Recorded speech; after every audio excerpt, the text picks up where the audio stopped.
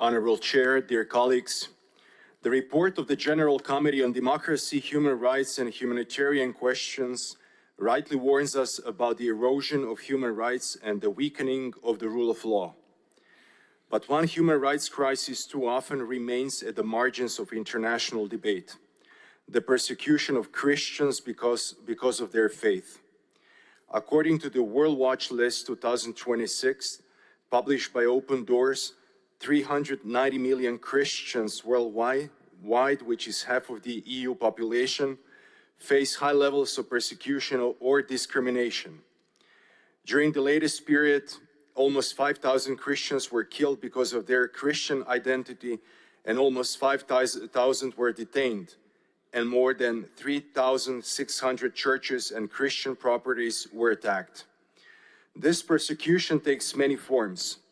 Christians are murdered by terrorist groups, churches are closed, religious literature is seized, converts are pressured, and believers are monitored or detained by state authorities. This challenge is not limited to distant regions. Reports also identify restrictions and pressure against Christian communities within parts of the OSCE area, where legislation and administrative measures can make the peaceful practice of faith increasingly difficult. Freedom of faith or belief is not a secondary right.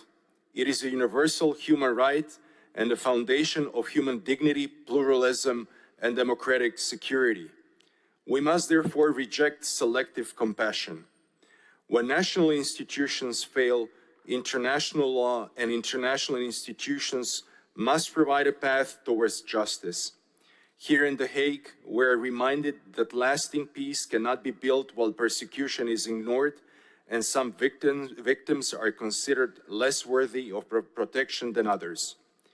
Dear colleagues, no believer should have to choose between faith and freedom, between worship and personal safety, or between remaining silent and remaining alive.